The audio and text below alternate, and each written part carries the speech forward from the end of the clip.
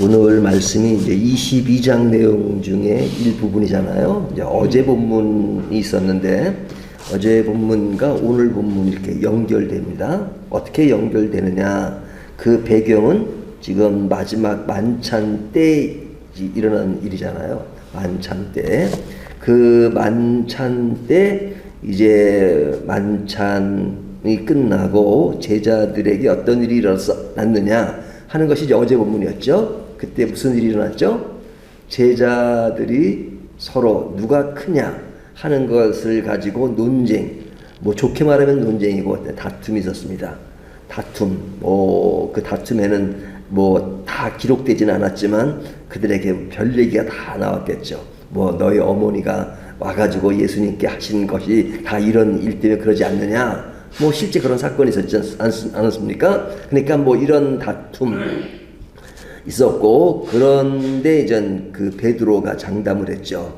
장담한 것은 본인은 예수님을 부인하지 않겠다 하는 뭐 그런 이야기였는데, 이제 그 이야기의 핵심 포인트는 뭐였냐면, 지금 만찬은 바로 십자가 앞에 있는, 시간적으로 십자가에서 얼마 남지 않는 그 시간대에 그들은 십자가를 바라보고 십자가 앞에서 지금 그들이 해야 될 일이 무엇인가 하는 것에 강조점을 주었는데, 그들이 하는 일은 다툼이었고 장담이었고, 그 십자가가 가지는 큰 뜻을 전혀 이해하지 못하고 자신들의 그런 위치, 확보 이런 것에 관심이 있었다 하는 것을 말씀드렸어요. 자, 그러면 이제 오늘 말씀은 무엇이냐? 그것과는 정반대의 이야기입니다. 그러니까 십자가 앞에서 제자들이 다툼과 장담이 있었다면, 이제 예수님이 그 십자가 앞에서 어떤 모습을 보여주셨느냐? 그러니까 제자들이 보여야 될 태도가 아니라 예수님이 하신 그런 모습이어야 되는데, 그 모습의 실제를 예수님이 보여주신 것이죠. 그것이 무엇이었는가 하는 겁니다. 자, 예수님이 하시는 일은 이제 만찬장을 떠나서 누가 옵니까? 이제 가룟 유다가 전 군인을 데리고 오잖아요. 전 그런 일이 이제 벌어지게 되는데, 예수님은 전 이런 일이 있고 어떻게 하셨어요? 감람산으로 가신다. 감람산으로 가신다. 감람산으로 가시는 것은 무엇을 하기 위해서? 기도하기 위해서. 기도하기 위해서. 그러니까 만찬이 끝나고 예수님은 이제 기도하러 가신 겁니다. 이 기도는 언제 하셨느냐? 여기 보면 습관을 따라 39절 예수께서 나가서 습관을 따라 감람산에 가심에 제자들도 따라갔더니, 예수님이 감람산에 기도하러 가신다. 그것은 습관적으로 늘 하시는 것이다. 그래서 제자도 따라갔다. 이 말이 그냥 평범한 얘기지만 제자들의 그 행동은 늘 수동적이에요. 수동적이에요.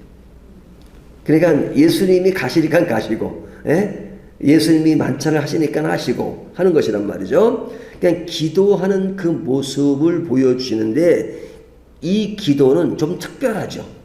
어떤 면에 특별한가요? 뭐 예전의 기도나 습관적으로 기도하시는 거나 다를 바는 없지만, 지금의 기도는 바로 십자가를 앞에 두고 있다는 거예요. 그러니까 십자가 앞에서, 십자가 밑에서 기도하시는 내용이에요.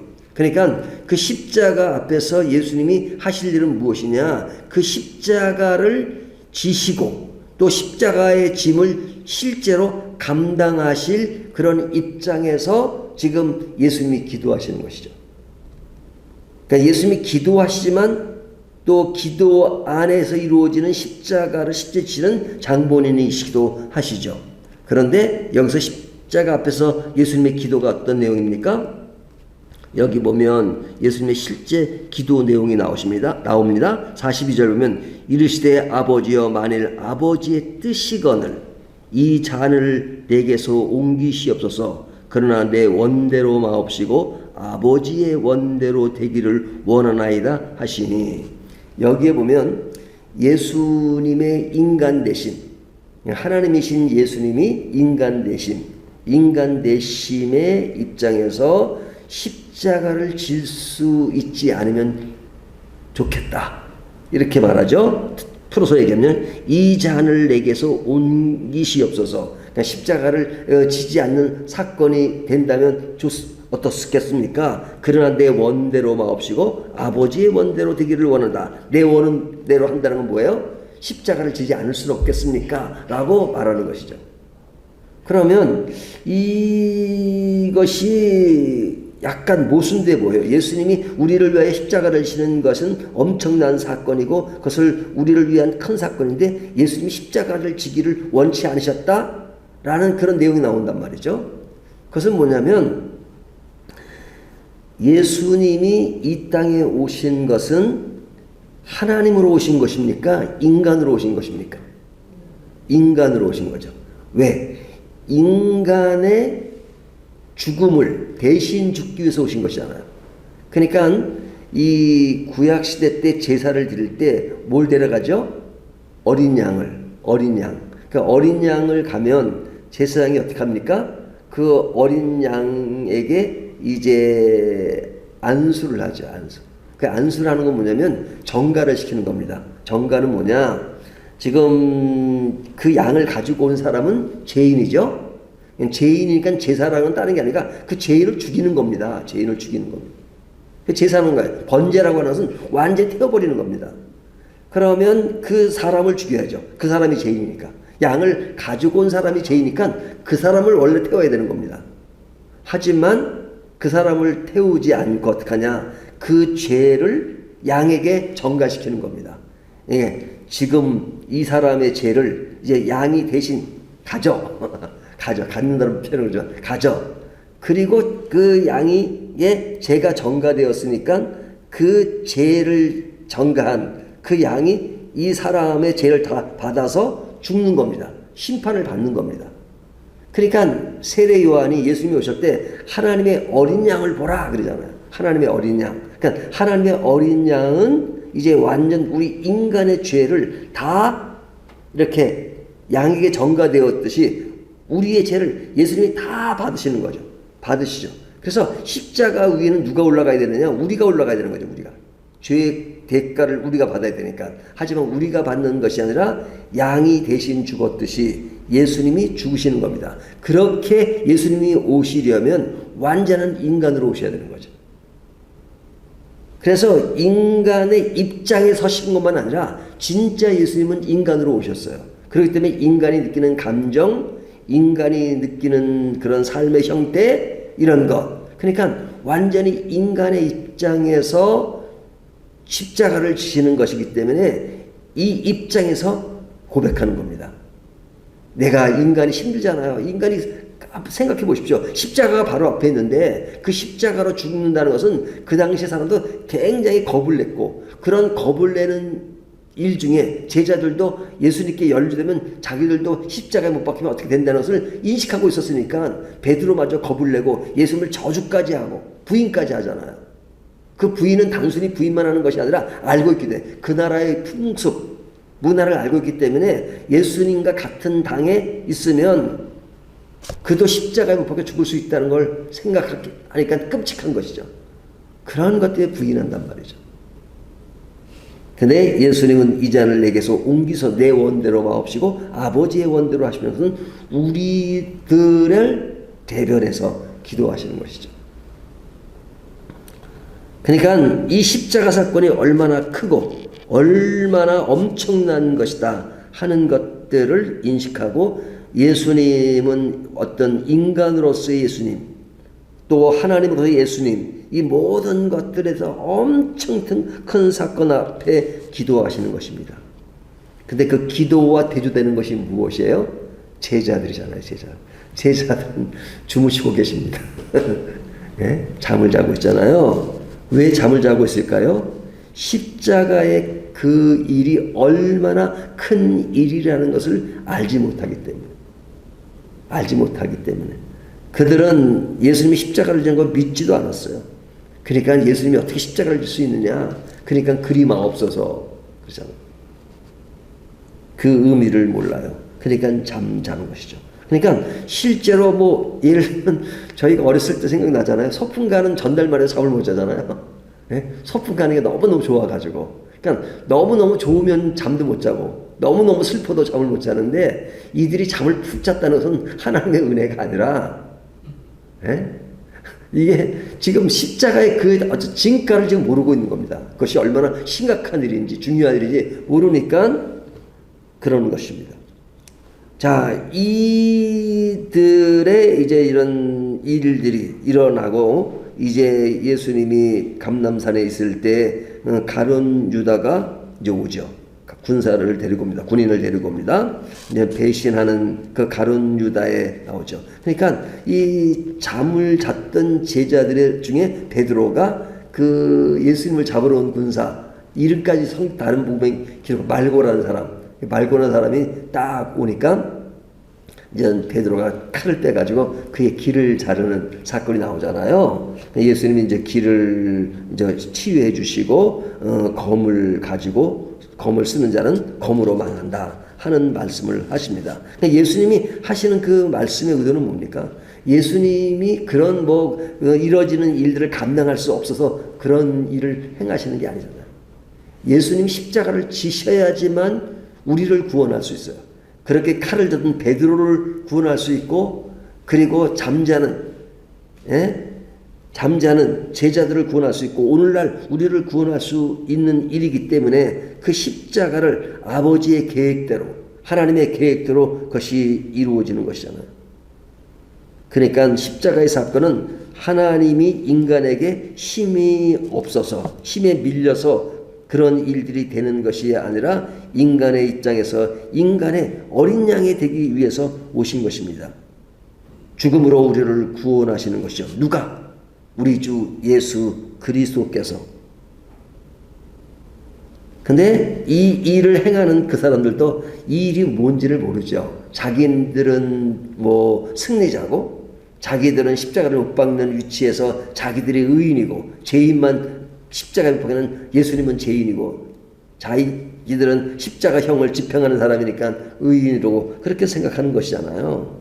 근데 오늘 본문에 굉장히 중요한 말씀을 하고 계시죠. 그것이 뭐냐면 제일 마지막 절 53절에 보면 내가 날마다 너희와 함께 성전에 있을 때 내게 손을 대지 아니하였도다. 그러나 이제는 너희 떼어 어둠의 권세로다 하시더라. 그들이 그 예수님을 잡으러 왔을 때 무기를 가지고 왔잖아요. 예수님이 한 번도 무기를 가지고 행세한 적은 없죠. 그냥 아닌 폭력을 행하신 적은 있죠. 성전에서 막 그냥 그럴 때 예수님이 성전을 뒤엎은 사건은 있지만 근데 그러면서 하시는 말씀이 그러나 이제는 너희의 떼어 어둠의 권세로다. 이 말은 너희들이 예수님을 십자가에 못 박히는 그런 모습을 너희들이 승리자로서 너희들이 득세하는 그런 모습이다. 그러나 이제는 그러니까 그들이 지금 행하는 그 일은 영원한 문맥이 아니라 지금 그런 거예요. 지금 이 시기에. 그래서 너희가 승리자인 것처럼 행세하지만 예수님이 하시는 일은 그러나 이제는이 아니라 진짜 영원한 문맥에서 이루어지는 것입니다. 그러나 그들이 날뛸 때에는 그 순간만 그러는 것이죠. 자, 그래서 그들이 지금은 그 권세로 어둠의 권세를 가지고 일을 합니다. 근데 이런 맥락에서 어제 본문을 보면요. 어제 본문에 보면 제자들에게 예수님이 하시는 말씀이 있죠. 어제 본문 28절에 보면 너희는 나의 모든 시험 중에 항상 나와 함께한 자들인즉 내 아버지께서 나라를 내게 맡기신 것 같이 나도 너희에게 맡겨 너희로 내 나라에서 내 상에서 먹고 마시며 또는 보좌에 앉아 이스라엘 12지파를 다스리게 하려 하노라. 지금 제자들에게 그런 하나님 나라를 위탁하는 그 내용을 말하잖아요. 그러니까 제자들에게 너희가 이제는 복음의 주체자가 될 것이다 하는 그 이야기를 하는데 그 다음 나오는 것은 뭐예요? 예수님이 기도하실 때 그들은 주무시는 이야기잖아요. 잠자는 이야기잖아요. 그 잠자는 모습을 보면 십자가를 이해하지도 못했고 그리고 아직까지도 그런 자신들의 그런 큰을 생각하는 그런 제자들에게 사실은 예수님이 이런 큰 위탁을 하셨어요. 그 위탁은 어떻게 해서 가능한 것입니까? 예수님이 십자가를 지심으로 가능했던 것이죠. 그러니까 지금 행하는 그 일들이 누구를 위한 일이에요? 제자를 위한 일들이에요. 근데 이 제자를 위한 일들임에도 불구하고 그들은 몰라요. 모르니까 자는 겁니다. 깨어있지 않고. 그것이 나에게 유익이 되고 나에게 큰 영원한 생명을 주는 그 일임에도 불구하고 주님이 나를 위해서 죽으시는 것도 모르고 잠자는 그런 모습. 그러나 그 잠자는 그 모습을 보시면서 이 사람은 너희는 텄다. 너희는 구제불능. 이렇게 말씀하시는 것이 아니라 그래 너희들은 그런 위치에 있어. 그런 거 알아. 그러나 내가 십자가를 짐으로써 너희들이 지금은 그렇지만 그리고 지금은 어둠의 권세가 판치는 것이지만 그러나 너희들에게 이 일을 위해서 너희들에게 하나님 나라가 위탁되고 하나님 나라의 백성으로서 살아가게 될 것이야.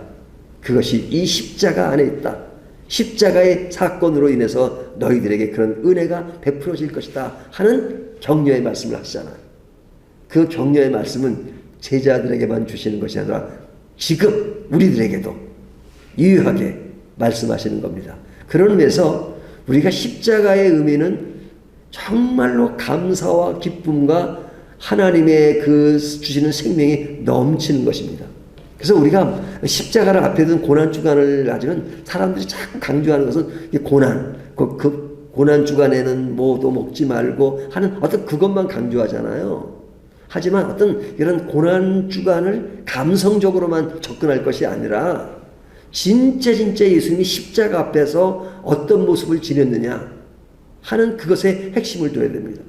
그리고 십자가가 나를 위한 영원한 생명을 위해서 예수님이 죽으심으로 그 일이 행해졌다는 것에 우리가 초점을 둔다 그러면 우리가 이 고난주간이라 하더라도 감사하고 기뻐하고 십자가에 대한 한의와 기쁨을 더 느낄 수 있어야 되고 그리고 우리 때문에 우리가 어떤 고난을 겪음으로써 예수님의 십자가를 도와주는 것이 아니고 진짜 예수님 때문에 우리가 살 수 있다는 것을 가지고 더욱더 영원한 생명을 가지고 그리고 예수님이 십자가 앞에서 이런 모습을 지냈던 것처럼 그런 자세를 갖는다면 그것이 더 아름다운 것이 아닐까 하는 생각을 하게 됩니다. 오늘 말씀은 십자가 앞에서 우리는 어떤 모습이어야 할까 하는 것들을 예수님이 하신 모습에서 다시 한번 생각해보고 다시 한번 따라가는 저와 여러분이 되시기를 주님의 이름으로 축원합니다.